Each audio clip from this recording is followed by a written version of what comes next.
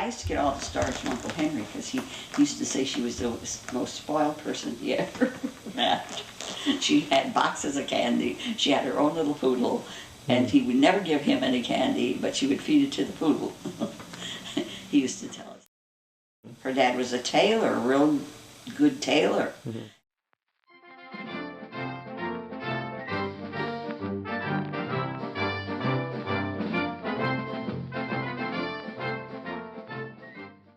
My dad's mother was a seamstress. She did the dress, she designed it. He was always so kind and so good and so gentle. He thought that the best place to come is to Detroit because he was absolutely, unbelievably interested in cars. The car he had, he practically built himself. I was born on Canfield, and I think that's where we lived when that picture was taken. Everybody on Canfield.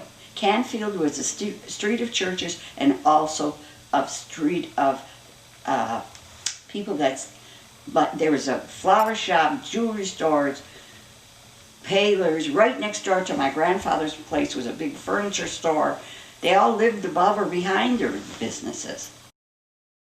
The Depressions, it was in 1929. He felt bad that particular Christmas, and he went out of the car and he cried because he couldn't do anything for us. But when we got there, we had a nice Christmas. I had quite a few boyfriends. All the boys in the neighborhood used to come sit on our porch. My mother would never shoot them away.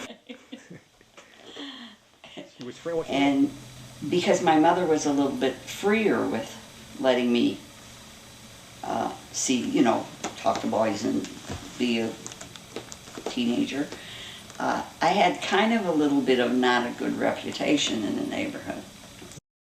I was kind of boy crazy. How many kids were in your family? 8. And I was the oldest. You were the oldest, and then you had. And 1 year later, Aunt Ella was born, and 2.5, 3 years later, Aunt Marie. Same distance, maybe between Uncle Edmund and then Uncle Richard. They're all between 2 and 3 years between, and Uncle Conrad, and Aunt Carol, and Aunt Judy. When Aunt Carol was born, I was like 17.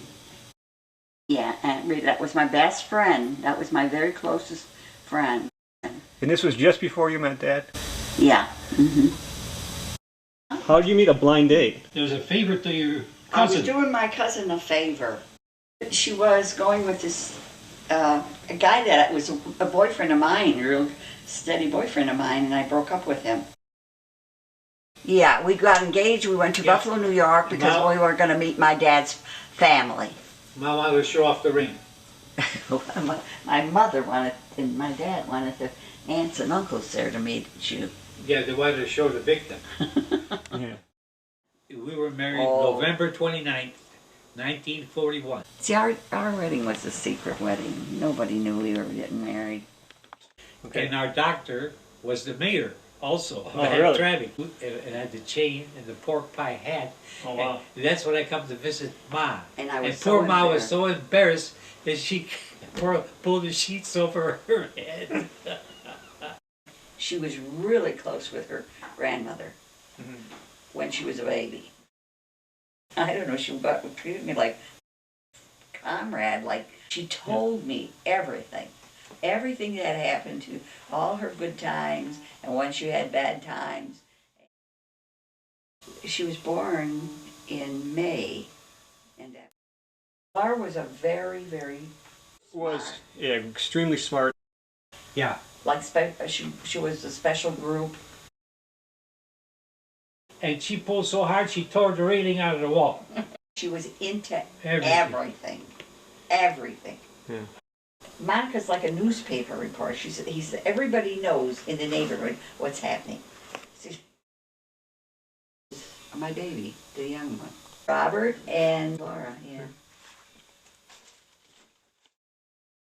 And you say, I don't know if Kathy and Stan were married then, but she waited to be a career woman till her children were all in school. Like, I don't know. I can't say enough about Tom. He was most phenomenal and good-hearted, kind individual that you'd want to meet.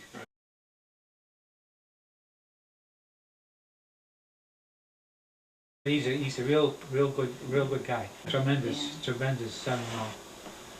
It was Robert Fada, most beautiful wedding.